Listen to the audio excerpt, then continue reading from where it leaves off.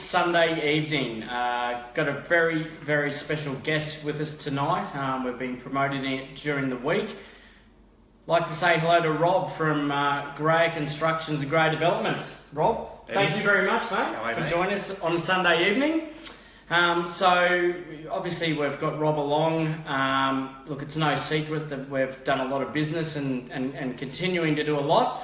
We're just counting today, and we've done well over $20 million worth of transactions. So I do get asked a lot with regards to the Graya Construction, Graya Developments, and what what they do, and a lot of questions in with regards to the building side. So feel free to ask some questions throughout the stream tonight. We've got a couple prepared earlier, and if anyone else wants to ask, Sam will shout them out to Rob and I. So again, thanks very much, Rob. So look, one that comes up a lot, Rob, is how long were you doing your client jobs just as a straight builder before you bought your first property and started doing your own developments? Yep. All right. Well, I started off being a carpenter, as most people know. For 2 years, I was building decks, bathroom renos, like all sides of Brisbane, running around, and we had that coffee that day, and took the plunge about 2 years into that. Full house in Indooroopilly. I really threw myself into the deep end. At the time, I probably wasn't quite ready, but it really worked out. You learn when you're under pressure, and at a young age, that was a really big learning curve for myself. Yeah, I remember that house came with the DA, and there wasn't much to it, so it probably would have put a fair few people off, but that was exciting for you. Yep. So look, the other question we get asked too is, what's your advice on someone that is renovating their first home? What's your best bit of advice? It would definitely be do your research. I think there's so many moving elements when it comes to doing a renovation or a new build. So many things can go wrong. There's so many different roads to take. So those decisions can take you down. There's lots of money at stake as well. So you just do as much homework as you can. Talk to everyone in the industry. Talk to your friends. Obviously apply that to your house. Don't listen to everything. And then just go into it with your eyes open. Don't rush it. Plan it, and you'll do fine. Fantastic. That's really good advice. So obviously there's a number of different ways to identify a good property or your next project. But another one that we get asked a lot is, how do you identify a great property or project to buy? And we don't want to string it out too long, so probably give us your 3 most important points that you look for when you're looking for a project to buy. Right, well, I guess it's not going to be any hidden secrets. You're not going to be blown away by the answer, but I guess the 3 would be, 1 would definitely be choosing the suburb. I think it's super important. A lot of people these days think they need to have access to RP data and things like that, whereas people don't realise that realestate.com has so much data on there. You can work out annually what suburbs have increased percentage-wise, what's listed, how long they're listed for, what they rent for. You can really get a good feel for what suburbs you think are going to have some good capital growth. So that's definitely where I like to start off. And then after that would essentially be finding the right lot, like the patch of dirt. So basically, some people budgets won't be able to give them the elevator block or the corner site. Sometimes you just can't afford it, or it doesn't suit what you want. So you're talking size there, Rob, or are you talking more size, position? Obviously, if your budget's bigger, you obviously want bigger size, especially in inner city suburbs. Having that middle-sized blocks is rare, so people want them. They're easy to sell. But I think that is super important with what I do, or even if you're a mum and dad just buying a house, not even a build or renovation, even that, I think that still should be your second step. Yep. And then third step comes your house. So, some people put that first, and sometimes that's the way to go. If you're trying to be in a catchment for your children going to a primary school or something, some people put that house and their size of how many bedrooms suit their family. Yes, obviously that's important. But when it comes to renovations, I think, the house really comes third. Yep. But obviously there's many other aspects. So nothing beats the position and elevation, in other words. Yeah. Yep. Fourth question. So, Rob, if you had $50,000, so this is probably going back to someone that's just buying their first property. If you had $50,000 to spend on a renovation or add value to your first home, where would you try and make that $50,000 work the most? A lot of people don't often think about doing something like that. I think it's not so much money, so what's the point of bothering? I would recommend it highly. I think being in Queensland, I think having a pool would be something you can get change from $50,000. It's hot here. A $50,000 pool or less can sometimes add, and you would probably correct me here, 100, 150, sometimes 200k, depending on the size of block and where it is. But things like redoing your kitchen, if your kitchen's a bit run down, that's the heart of the home, so I think that's money well spent. And also maybe adding some specs, so maybe a little bedroom, to add a bedroom or a bathroom somewhere if you have the size. Sometimes you can spend $50,000 and add that extra thing to your house. And when it comes sale day, you can double that money if you're smart about it, especially in this market. It would be silly not to. Great advice, really good advice.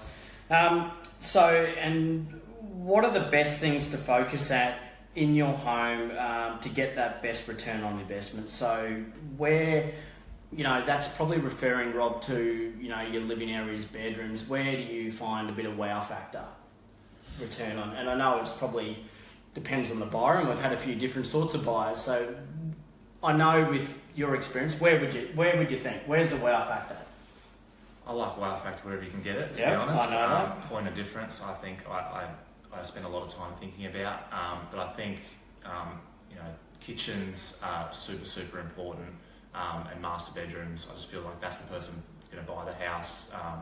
That's their walk-in robe, that's their bathroom. So why would you hold back on that? A lot of them are going to be picturing themselves living in that bedroom or in that kitchen. Whereas yes, their kids are very important, but if they're not humongous or whatever, they're not going to be overly fast. But more important, I guess, than wow factor would be a good layout. But layout's always the most important we've found in the developments that we've done, or the houses I've sold for you. Another one we get asked a little bit, Rob, and everyone always asks me, and I'm always quite forthright in telling them. What's your biggest mistake that you've made so far? And we all learn by mistakes, so I think you make many. You tell me. I don't think I've made any major mistakes yet. None that I can really think of, but little mistakes like hundreds and hundreds, I make them all the time. But things like I wouldn't try to draw houses again. I drew a lot of my houses. I just engage a high end. I'm the best architects in Brisbane. That's their job. They're good at it. I like to be heavily involved with it, but just leave it to the experts. Lots of little mistakes along the way. Floor plans, finishes. It's a minefield. You can make lots of mistakes, but you got to roll with it. I think time is money, and look, one thing that we speak about a lot with Rob is timing and putting your property on the market to avoid those school holidays. Like Sudan Streets. They were ready, or obviously one wasn't because we just sold it, but one was ready. Sort of end of last year to roll, but that was right in that Christmas and December period. So it could be a huge mistake. Get properties going stale. It happens all the time. You see it all the time. There's absolutely nothing wrong with the property. It's just people rushing, trying to auctions near public holidays, things like that. A good agent can really point you in the right direction with regards to that. Yeah, so I think that's one thing that people, and I've spoken about it a number of times. I've got a few properties starting after these school holidays coming up in June. So you do find a lot more people go away, and everyone I got a text from one of my good friends today, and they just arrived in Italy. So you find that people do Christmas overseas, and then this time of year they're going to enjoy European summer. So that does happen. Lastly, from my point of view, Rob, what's your number one tip for those young first home buyers they're out there watching tonight? There's no amazing tip here. No silver bullet. No, there's nothing. No, but I do recommend people get involved, and there's a lot of doomsdays out there, and a lot of people are a bit hesitant. At the end of the day, if you're buying a house for yourself, you know, and you end up having to live in it, you know, you still have to live somewhere. It's not the end of the world if something happens, but you know, have a go. I really recommend people just, you know, having a go. There's a lot of people that sit on the fence, and you probably tell me I see a lot of people at the same auctions, the same open homes, week in, week out, and I'm like, you still buying? 2 years later, you see them, have you still bought that house? No, I haven't bought that house. You know, I just recommend people really have a go. You got to have a crack, and you know, look, fair play to, you know, yourself and Andrew, you know, who isn't here tonight. You know, these guys came to me. Look, Rob's only what? You're 28. I turned 28 in 3 days. Oh, happy birthday, Rob. So I hope everyone messages Rob on his Instagram in 3 days' time and say happy birthday to him and send him a cake. So, you know, look, that's one thing with these guys. You know, they had a crack. I know I do talk about it a lot on these shows, and there's a lot of goners, and everyone's got these friends that are going to do this and going to do that. They never end up doing anything. But why these guys are so successful in what they've done and helped change, you know, Paddington, and, you know, there's a few other people out there, is they've gotten in, had a crack. You know, there's Rob. I spoke to, you know, James Lilly the other day, you know, Lily Build, who does a bit in the area as well, and looked like, you know, he's been doing it for a number of years as well, as like these guys. And like Rob said, you know, with 38 Plunkett Street, you know, not many people would have touched that house, you know, and it was one of their, you know, greatest ever renovations. And, you know, fair play, they had a crack, they got into it. I remember taking Rob and Andrew along, and Andrew didn't even go in the house, did he? Yeah, to convince me to buy it. Yeah, exactly. So, you know, but at the end of the day, you know, that was a property that, you know, people would just walk in and just go, we're not going near that. So they had a crack, paid off. So, you know, I think that's a great tip from Rob. You know, get in the market, guys, have a crack, you know, rent it out if, you know, or rent a room out to one of your friends. So, you know, don't just sit on the sidelines forever, because if you're one of those doomsdays, you'll be turning around in 10 years' time and thinking, shoulda, coulda, woulda. So, Sam, do you have any other, there's some other questions that might have come through? Yeah, we've got a question that's come through from Richard Lamp. Yes. Could be answered by a real estate agent or someone in construction. Yep. At a rough guess, how much of a premium do north-facing properties command? Probably one for me, yeah. Look, I think everyone's looking for north-facing is preferable in Brisbane. It's funny, when you speak to people that come up from Sydney or Melbourne, they don't seem to have that focus on where the property's facing. And if you're around in February, I know Rob was doing a fair bit of building work, finishing off some of the houses at Sudan Street. It's quite hot. So, you know, so definitely a north or northeast facing, you're going to get that breeze. So you will attract more people and more knowledgeable buyers. So I'd probably say it will attract a premium. How to put a dollar figure on it? It probably wouldn't extract an extra dollar figure, but it will extract, you know, a definite, probably an easier property to sell, put it that way. And I know Rob, you know, has got a beautiful house with his lovely wife Megan on, you know, on Gibbon Terrace, and got great city views. And that's probably one of the things, you know, that Paddington does offer. The houses where the back faces the city is northeast, so you get a great breeze. So it depends what side of town you're on as well. well. Yeah, exactly. Like Norman Park, they have city view, but you know, you're looking straight at that western sun. Correct. You know, sometimes people hate it. You get the best view in the world, but if you're looking into the sun, no one wants it. Exactly. You got to have the blinds down the whole time. So yeah. So I hope that helps you answer that question there. Next question is from Sally. Yep. This is for Rob. Yep. Do you find landscaping adds a lot of value to your end product? I think the landscaping can, for sure. It obviously depends on your lot size. You know, we do a lot of work in Paddington. You know, a lot of the sites are only 405, so sometimes it's the first thing to get flicked at the end of a build, when, you know, most times things go over budget. So on a 405, yes, it is important, but maybe not so much. If you have a larger lot, if you do it right, yes, 100%, but a lot of people will not do it. Yeah. Okay, cool. We've got a couple of questions coming through, actually.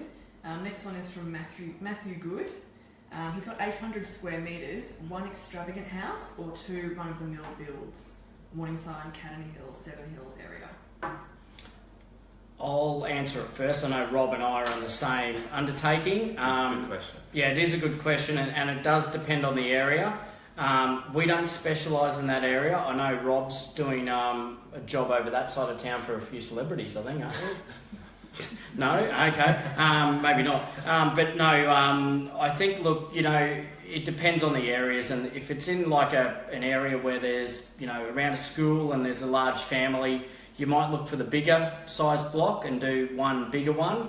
But the construction side of things, I'll hand over to Rob. But, we're finding in the inner city at the moment, the extra premium is going for the bigger blocks. So one really nice house on the bigger block. Whereas a few years ago, everyone was looking for splitters and cutting it down the middle and building two great ones. Still can work, and if you do a top quality product like, Graya developments do, still definitely works, but we're finding a trend towards the bigger blocks, but I'll let Rob add on to that. Yeah, it's something that I've been looking into a lot over the past 12 months, and I'm finding bigger blocks is where it's at.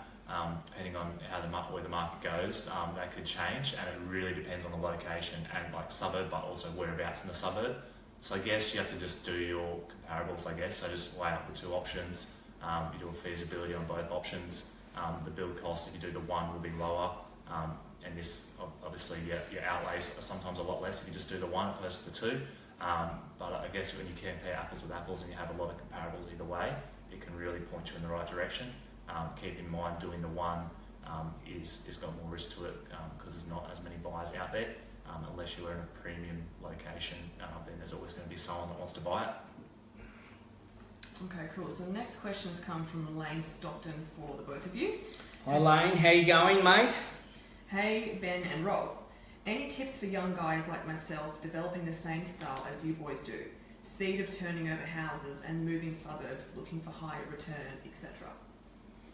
So, just so Rob knows, Lane has been watching me for a number of weeks now and messaged me. He just sort of does the Bayside suburbs. So, look, as far as that goes, look, I suppose moving closer into town, you'd probably agree. Definitely. I think, Lane, if you move closer into town, you're probably going to find a higher turnover. You're going to probably find that the product knowledge and the fittings and finishes will get appreciated more, and there's also a price point too. So the closer you move into the CBD, again, as Rob touched on, positions as far as schools, elevation and those sort of things go, that'll allow you to turn them over pretty quickly. Absolutely. Definitely, I fully agree. I think there's more buyers, which is with what we do. You need them there. If you don't want something going stale, you don't want something sitting there. Yep. And it's just a safer option with inflation being closer to the city. It's a no-brainer. If you're in that business, you've got to be in the inner city. That's the thing, and if worse came to worse, someone like Lane could rent it out. If it's closer to town, he's got a higher chance of getting a better rental yield. Yep. So probably my advice to Lane is, in that, I know you and I have spoken a bit on the phone as well. So probably closer into town if you can. All right. Next question is from James for Rob. In your first development, did you use European appliances or just the cheaper ones? First development, obviously, just watching costs. I was careful on every aspect, so I was really hesitant to do anything crazy. I think I was using Bosch appliance or something like that, so it wasn't crap, but it wasn't amazing either. First starts where I sort of started. Houses now, I use Miele or Schmeg. Of Gaggenau houses, but only the super high-end ones. But it just really depends on where it is and the risks you want to take at the time. Every house is different. Yeah. Okay. Sounds good. One final question here from Jason for Rob again. Yep. Would you ever move to Sydney and start building down here? We love your work. Oh, bit of a fan. No, you can't leave, mate. Who am I going to sell for? Who's going to pay the holiday? Yeah, exactly. I don't plan on going anywhere from where I am sort of established here.